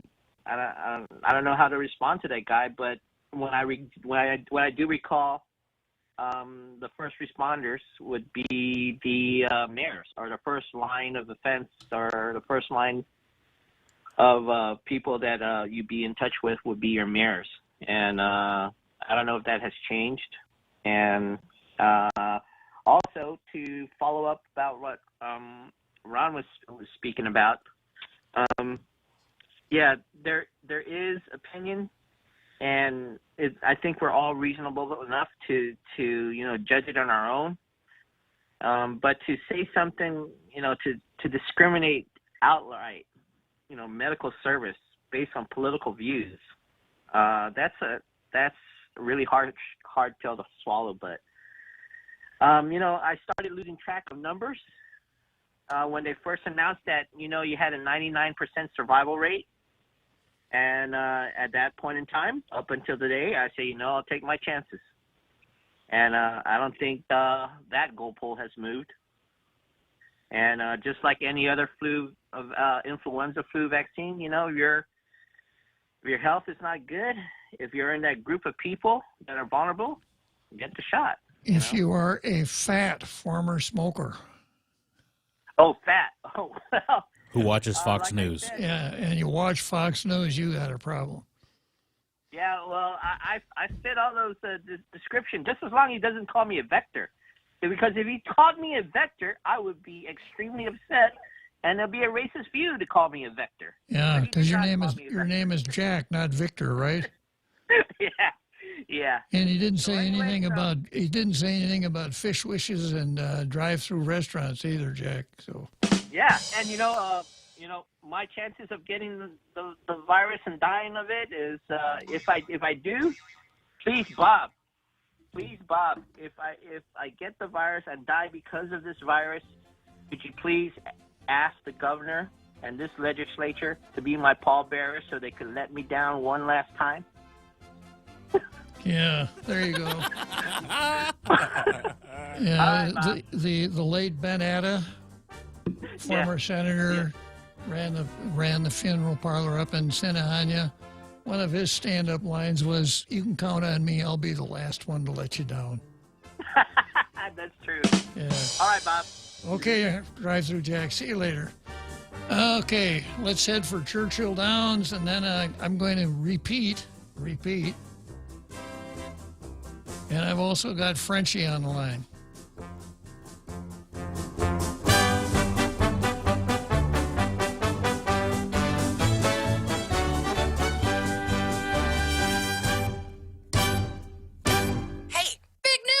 Now you can listen to The Point on radio.com. And radio.com gives you so much more. Local news stations give you what's going on in your community. Get national news from CBS, CNN, or Fox News Radio.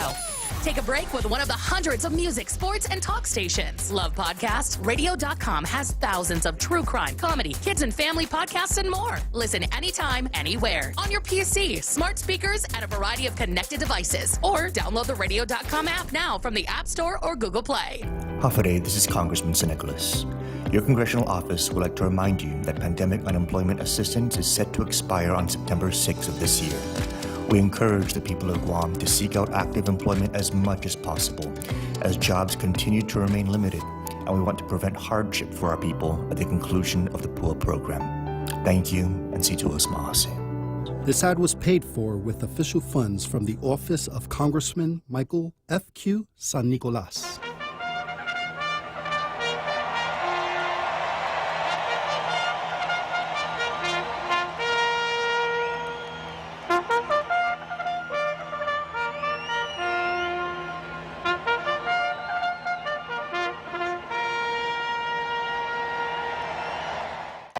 Okay, so here we are, Churchill Downs, Louisville, Kentucky.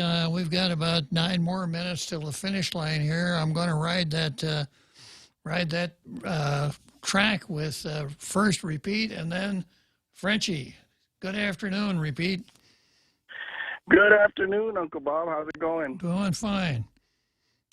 Yeah, every time I hear Dr. McMintz get on, I have the temptation to switch the channels, but I was listening to what he was saying, and Dr. Friedman was not talking as a virologist. He was talking, I think it was a rant. That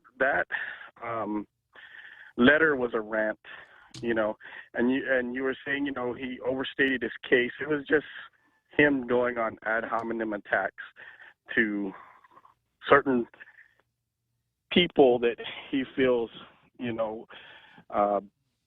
make decisions a certain way. But he was not talking out of a position of authority. He was, as a medical expert on virology, the one that's guilty of talking on positions of authority that he is not qualified to talk about is Dr. McNinch. That's all. That's all I wanted to say. Okay, well, you said it so clearly that I won't ask you to repeat. Okay, Pete? All right. I like to yield every time Frenchie's on the line because I like to hear what he says. He always has a lot of interesting stuff, doesn't he? Yes, he does. Okay. Yeah, there you go, Frenchie. People have been waiting for you to call, so go for it. Ah, okay. Well, last week I was, at the time of the show, I was always driving, so that's something I don't do. I don't drive and talk at the same time. Yeah. But anyhow, like most people on the island, obviously, I was shocked by Dr. Friedman's letter last Thursday. And I penned a letter to the editor of my own called Nothing to Fear But Fear Itself, which should please Dr. Friedman because it comes from a Democrat, the quote at least. And basically, I'm saying that, here you have what Friedman has done is basically what many in the medical profession have done, and they have shown that many of them, and it's an unsavory truth, that we now see our doctors in a new light, which is not very good. And this situation shows the dual nature of many of the doctors regarding how we treat people. And it's kind of a Dr. Jekyll and Mr. Hyde dilemma.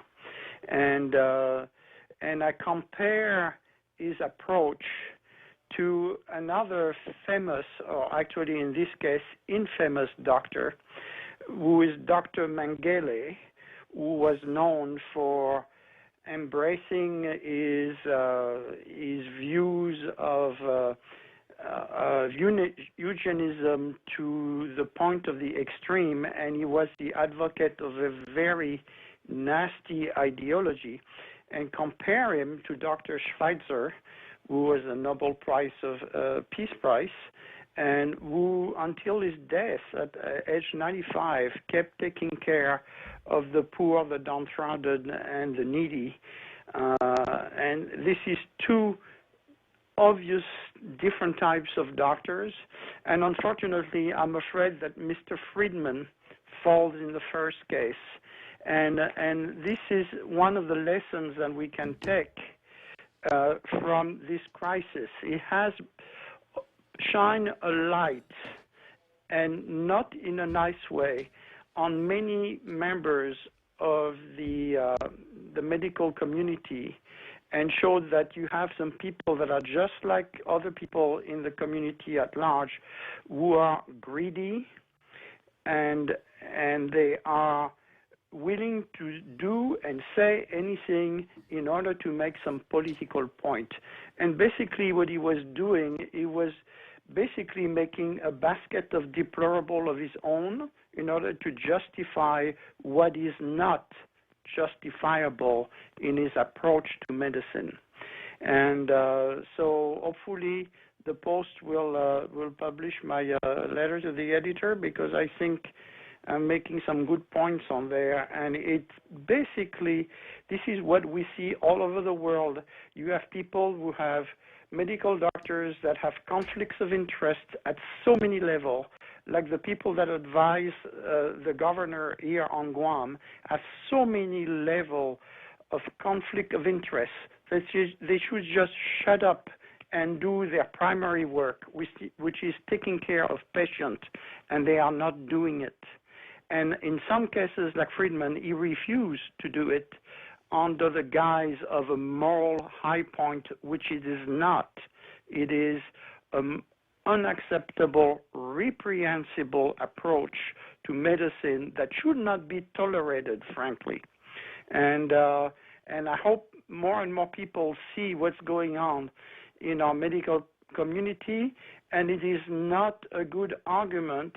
I read your column regarding your solution for the lawsuits about doctors, and frankly, Dr. Friedman makes the case for the people that want to do away with the protection that they have on the island, because this is really a nasty approach. It is not what we expect from the medical community at all. There is enough politicians to make us feel bad about many things. And who the heck is this poor excuse of a doctor to come and make this God-like judgment towards his patients? This is disgusting, really, really reprehensible. So that's what I had to say about that. I think that he may very well be a ringer from MSNBC. Well, whatever the case, this is basically, he goes right along the side of Dr. Mengele. And if people don't know who Dr. Mengele was, I don't say that too often because I don't like Google, but please Google it, and then you'll find out. This is exactly the kind of attitude that the people pushing that ideology had.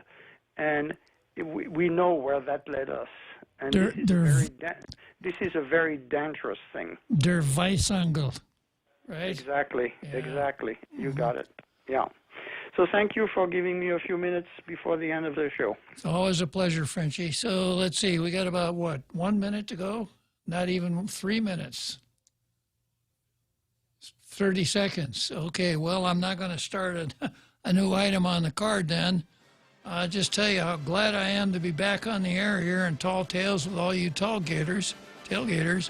And we'll be back tomorrow with another great show of Tall Tales. See you then.